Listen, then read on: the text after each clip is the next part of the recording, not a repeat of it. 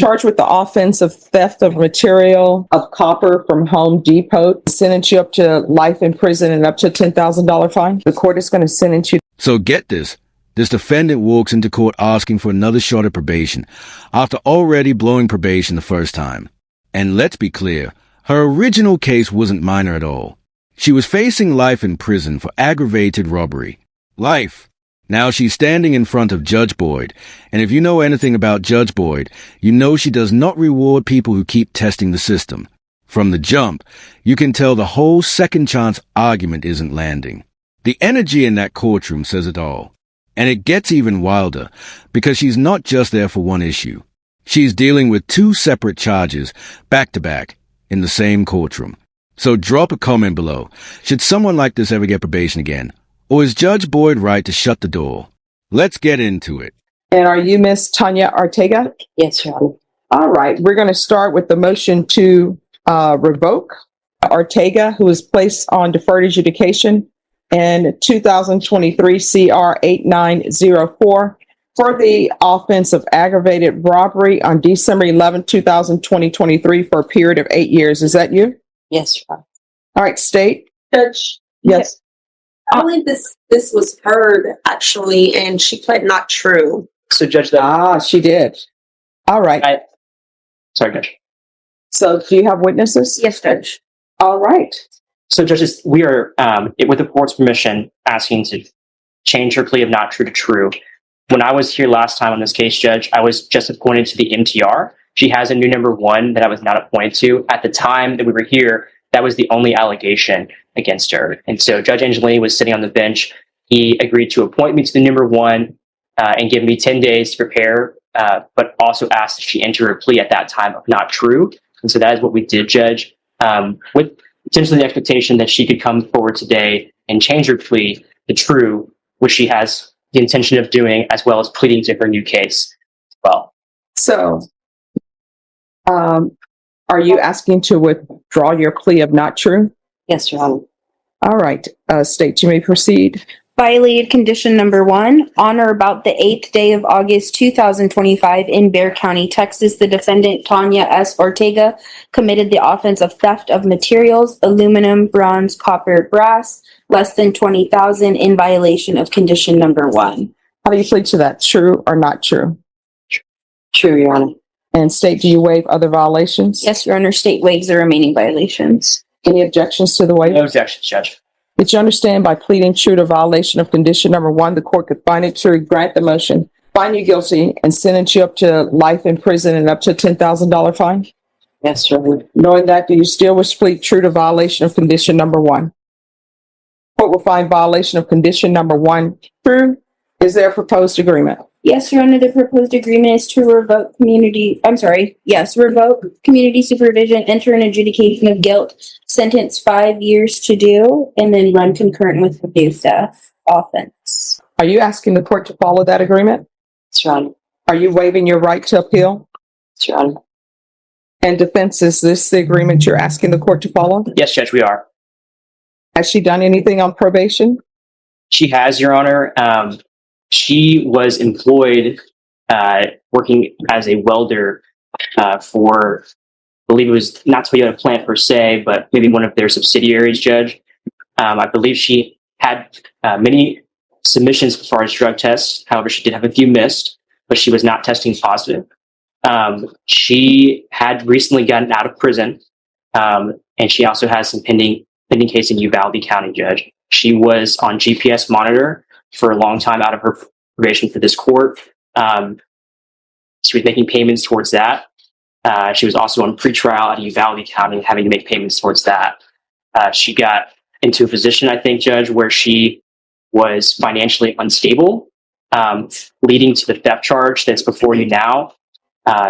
Ms. Ortega has not tested positive, and I don't believe the theft was drug-related, Judge, as far as like trying to make money to pay for drugs. I think it was something where she was trying to have money to pay for rent and so on, and she makes those kind of admissions in the stipulations on the theft case.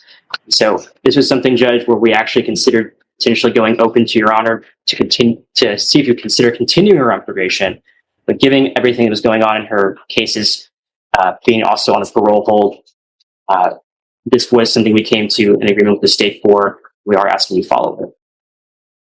All right. So the underlying facts of the case that she's on deferred adjudication for are not great.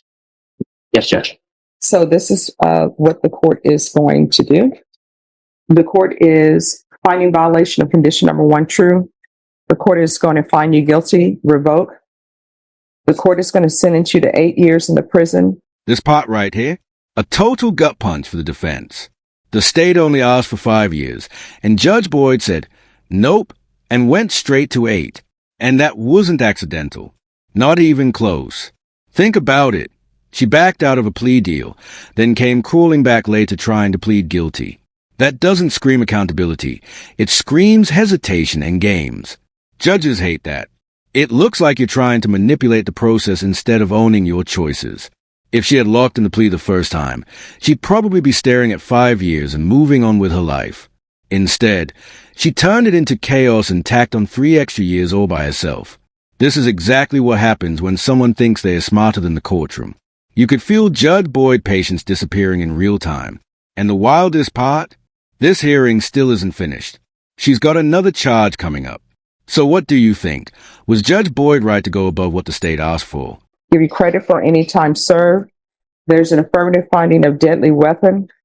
There's to be no contact with Michelle Young, no residing with minors. When Your Honor can, I have one more request regarding this case. So she does have parole hold out of Bell County. Respecting the court's sentence, we would ask that if the court would consider running that case concurrent with this case, and I do have the cause number on that. All right. Concurrent with? Bell County case number FR 81006. 006? Yes, Your Honor. All right. And what the court will say is with regards to that cause number, she will only receive credit if there was a warrant issued in this case and if she was in custody for the Bell County matter. Okay, Judge. Did you review the document entitled Trial Court Certification of Defendant's Rights to Appeal with your attorney? Did you understand it and sign it? Yes, Your Honor. You have a limited right to appeal. That right to appeal is as it relates to the allegation in the motion, not the fact that you were on deferred adjudication. Because this is a felony conviction, you're not allowed to own or possess any weapons or ammunition. If you have a question over what a weapon or ammunition is, you'll need to speak to an attorney. Do you understand? Yes, Your Honor. All right. Let me put this in the system, then we'll move on to the next matter. All right. Next, we're moving on to the 2025 CR 011411. Counsel, have you received all discovery? Did you review it with your client? Yes, Judge, I did. Court will find that the state is in compliance with discovery.